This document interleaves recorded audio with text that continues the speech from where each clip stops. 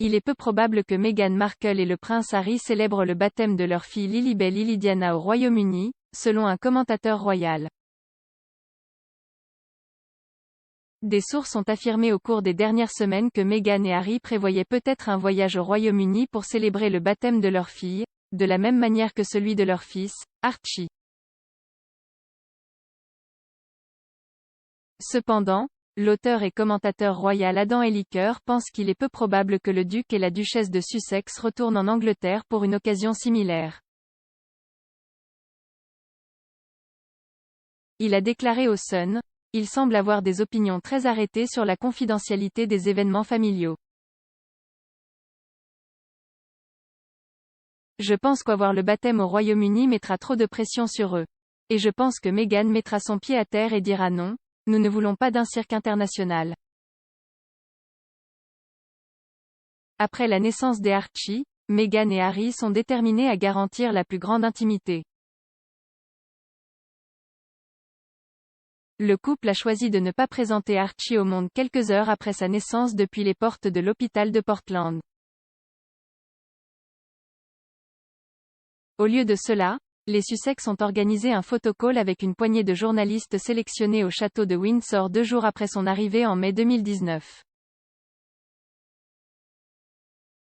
Le baptême des Archie a eu lieu à Windsor 2 mois après sa naissance. Alors que les cérémonies de baptême royal sont généralement des affaires privées qui se déroulent sans la présence de photographes, les membres des médias sont souvent autorisés à se tenir à l'extérieur de la chapelle et à rendre compte de l'arrivée des invités. Mais Meghan et Harry ont opté contre toute présence médiatique ce jour-là et ont publié 2 photos via leur compte Instagram aujourd'hui disparu, Sussex Royal, après le service. De plus, ils n'ont pas publié la liste complète des invités au baptême ni les noms des parrains et marraines. Lilibet Diana, du nom du surnom de la reine et princesse Diana, est née le 4 juin dans un hôpital de Santa Barbara, 2 ans après son frère.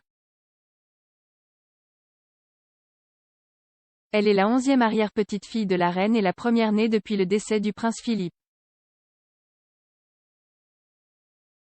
Bien qu'elle n'ait pas de titre royal, elle est 8e sur le trône. Ses parents adorés n'ont pas encore partagé sa photo avec le public.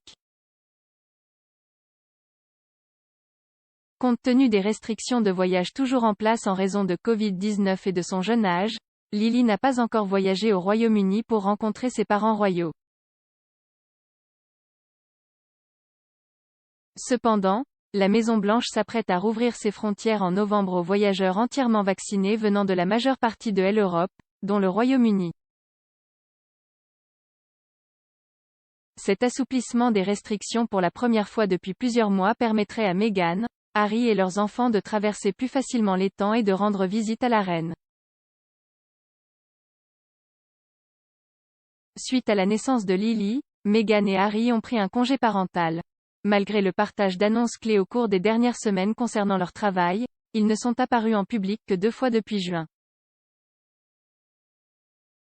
Le 4 août, Meghan a célébré son 40e anniversaire en lançant l'initiative 40 par 40, qu'il a vu demander à 40 de ses amis de donner 40 minutes de leur temps pour encadrer l'une des milliers de femmes qui ont perdu leur emploi pendant la pandémie et essaient de re-entrer sur le marché. Plus tôt ce mois-ci, le prince Harry a participé à distance aux GQ Men of the Year Awards, au cours desquels il a remis à l'équipe à l'origine du Jab Oxford, AstraZeneca le Heroes of the Year Award. Ce week-end, cependant, les Sussex s'apprêtent à faire leur retour commun dans la sphère publique. L'organisation Global Citizens a annoncé hier que le duc et la duchesse participeront à son live de 24 heures qui se déroulera à Central Park à New York. Cet événement visera à promouvoir l'équité en matière de vaccins, à faire pression sur les gouvernements du G7 et à l'Union européenne pour qu'ils partagent au moins 1 milliard de vaccins Covid-19 avec les pays en développement et à appeler Pfizer, BioNTech et Moderna à partager la technologie de l'ARNEM avec le nouveau projet soutenu par l'Organisation mondiale de la santé. Centre de transfert basé en Afrique du Sud. Meghan et Harry ont défendu la cause de l'équité des vaccins à plusieurs reprises en 2021.